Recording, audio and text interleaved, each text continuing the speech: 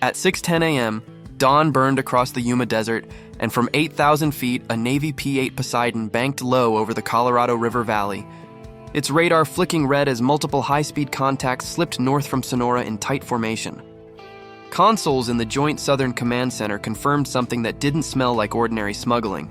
Armored skiffs, radio towers, men in tactical gear when Colonel Dean Rohr's voice cut through the room. "They're testing us." Within minutes, Marine Expeditionary Unit 17 was airborne, 2 Ospreys lifting from the tarmac while Coast Guard interceptors roared toward the river mouth.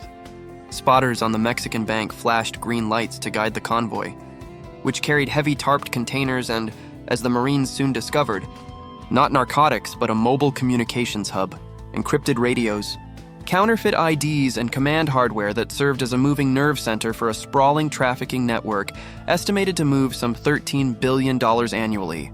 The intercept unfolded fast. Illumination flares turned the desert pink. Interceptors disabled 5 vessels in under 2 minutes with non-lethal air bursts that shredded engines but spared crews. Survivors drifted ashore with hands raised and were hauled aboard under floodlights. And drone teams traced fresh tire marks inland to an abandoned irrigation station where thermal imaging caught 6 men fleeing with hard cases while 2 SUVs sped toward a ridge, the operation's multiple exfil routes. Back at headquarters, the prize proved even richer. Captured servers poured encrypted chatter, payment ledgers and GPS tags that, when cross-referenced, lit red lines to shell corporations and laundering nodes in Phoenix.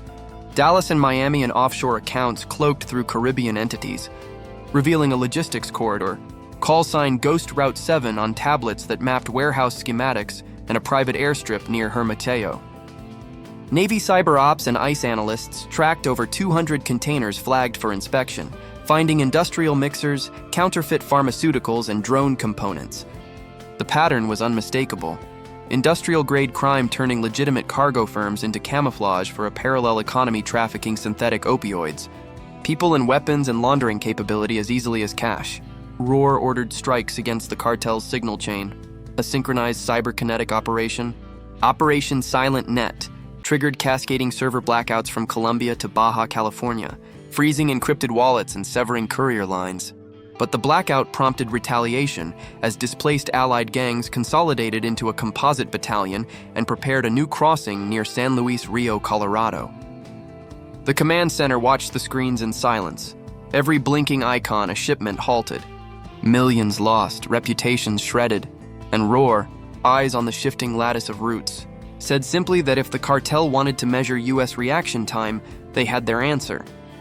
The desert, calm at sunrise, kept its razor wire and radar towers, while somewhere beneath that stillness, a $13 billion empire scrambled to survive. Its first sizable defeat. Perimeter sensors pulsed silently across the ridgelines until the screens lit with 30 heat signatures crawling. North out of Sonora, 30 trucks and trailers, metal canisters stenciled with chemical hazard markings.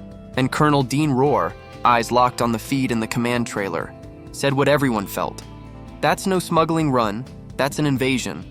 He ordered the intercept grid into motion, and from Yuma Air Station Hornets screamed skyward, while JLTV convoys fanned across the valley, and Reapers tracked the lead column.